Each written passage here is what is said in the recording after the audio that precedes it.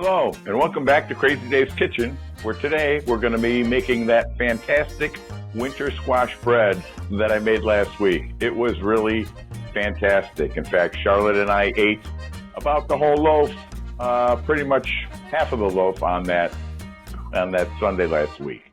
So we're going to start out the hardest part, not really hard, but you're going to purchase a butternut squash, and it can be smaller. This is rather large. I'm going to be making quite a bit of this bread, not only for Thanksgiving, but also for some friends for Thanksgiving. So I've set my sights kind of on the high side. So I'm going to be making much more. So anyway, you only need really about a pound. So we have butternut squash cut in half. I've cleaned out the seeds.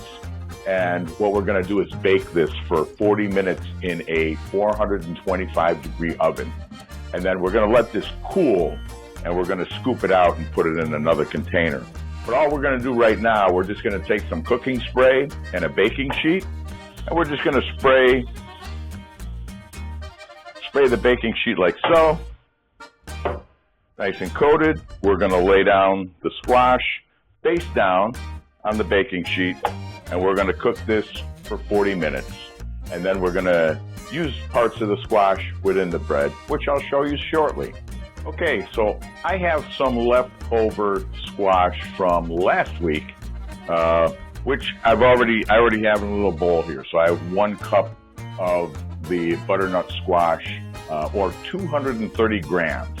So if you don't have a kitchen scale yet, now's the time to get one, because really when it comes to baking and grams, it's so much easier than measuring it and putting it in a cup, dirtying a cup, and then scraping it out and not really having the right amount. So anyway, yes, 230 grams of butternut squash. I also have 42 grams of honey, or 2 tablespoons. I have we have a teaspoon of instant yeast. I had a brain think for a minute there. I have a 1/4 cup of whole milk, and they make these nice little short. You don't have to buy a half gallon anymore. You can just buy, this is about 2 cups of milk for all your baking needs. I have a teaspoon of allspice. I have a teaspoon of the pink Himalayan salt. For finishing the bread a little later, we've got a little container of pepitas. Pepitas, also, when I was a kid, we used to call these pumpkin seeds, but now they're called pepitas, so they sound better, I guess, in some way. We have a little bit of honey. We've got 2 tablespoons of honey. I think I already covered that, 42 grams, right? Some all-purpose flour. We have 406 grams of all-purpose flour in here. And we also have 3 eggs that are divided. We're only going to be using 2. That's going to be part of our pumpkin honey milk mixture. That's going to be our wet ingredient for this dough. So right now I just have the flour. We're going to put this into the mixing stand. We're going to add in our salt and our allspice,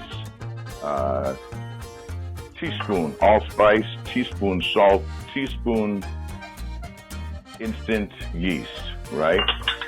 And then we're just going to mix this for a little minute.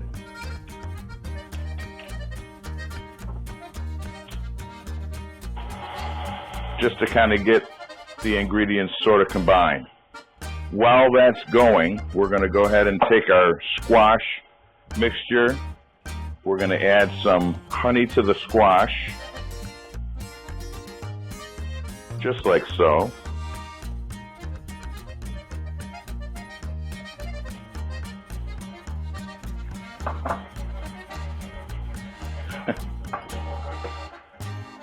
We're going to add our 2 eggs, and then also our 1/4 cup of whole milk. And then we're just going to kind of whisk this together, just like so. And we're going to pour this mixture into our dough. And this is our wet ingredient. Now when this comes together, it's going to take quite a while. It's going to look like, you're going to say, Dave, this doesn't look like it's going to form dough ever. and that's not necessarily true.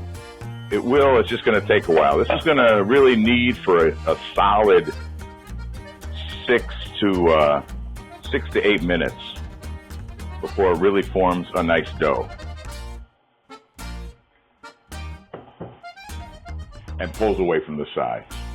So we'll see the progress as it progresses. Okay, so see, I didn't lie to you. It actually formed a nice dough. It pulled away from the sides of the bowl. Now we're going to add room temperature butter. I forgot to mention 4 tablespoons of room temperature butter. So 1 tablespoon at a time goes into the mixer. Still mixing at medium. So you're going to drop in 1 tablespoon of butter, and then kind of watch and make sure that it gets fully incorporated into the dough, and then you're going to drop your next tablespoon of butter. So it goes rather quickly, but on the flip side, we're going to let this go on medium for another 9 minutes, almost 10 minutes, to make sure that all of this butter gets incorporated into our dough. All right, so now it's been 9 minutes, and you can see that even though we added the butter and it was looking kind of bleak, you can see now that it really did form a nice piece of dough after all the butter is incorporated. So now what we're going to do is we're going to let this dough rest a little bit by taking it out and putting it into another bowl. So I'm going to just lightly spray this bowl with some cooking spray, and we're going to just take the dough out. And you may need a dough scraper for this to get it out of the bowl. It's very sticky. Oops. It's a very sticky dough, and we're going to cover this with plastic wrap. We're going to let it sit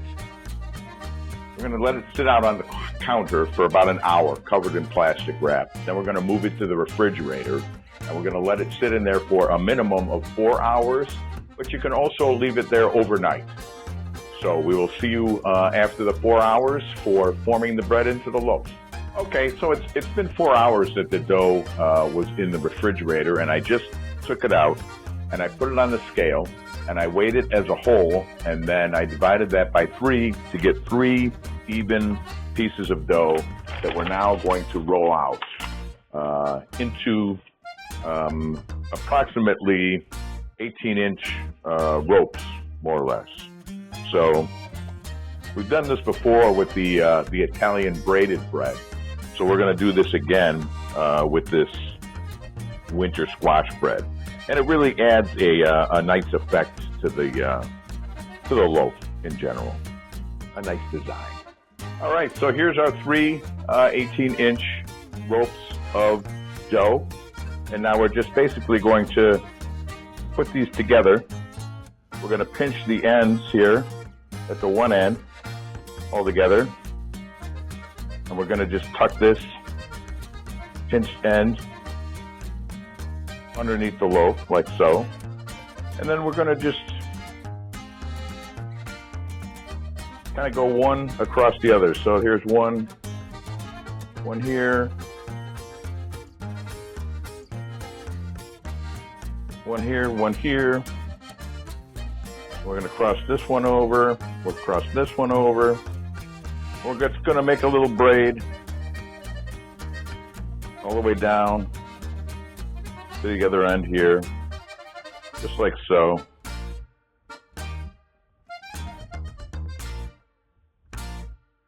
And we'll just take this end here and we'll just pinch this end as well and tuck this under the loaf. So there we go, we have a little braided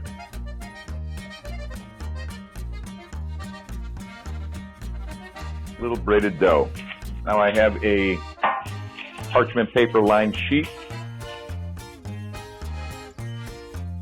and we're just going to put this on the parchment paper. We're going to cover this with a paper towel or paper towel. Sure, I guess we could cover it with a paper towel. We're going to cover this with a kitchen towel and let it rise for an hour, hour and a half. And then when we come back, we're going to put some egg wash on there. We have an oven preheating at 325 degrees, and we're going to bake it in there for, I think, a half hour. I'll have all those details coming up shortly. So it's been about an hour, hour and a half. The dough, it should rise a little bit, but mine didn't rise when I test baked it, and it didn't rise this time either. But that doesn't mean it's not going to rise when it's in the oven. I have a 1 egg beaten, and I'm just going to brush this lightly on the dough. Just sprinkle our pepitas very generously. Use the whole container. They should stick right on there with that egg mixture. Beautiful. Okay, so I'm going to pop this in the oven for 35 minutes, and we will see you when the loaf is done. Here we are after 35 minutes. I put it in for an extra 5 minutes. It still looked a little not quite brown on the edges. So I left it for another 5 minutes after the 35 minutes for a total of 40 minutes in the oven. This is our winter squash bread made with our butternut squash. I still have a whole large container here of, I made 3 other batches of dough in the refrigerator that I'm going to have overnight because I promised it to some people at work. And this loaf is going to my parents' house this afternoon with some of that leftover soup. And then I have another loaf I'm going to be bringing to Thanksgiving over at my sister-in-law's. As always, subscribe to my channel at the bottom of the video here. Take a look at my website for the entire recipe. And don't forget to subscribe to my website too, Crazy.daveskitchen.com. And we will see you later. Thanks for tuning in, and we'll see you next time.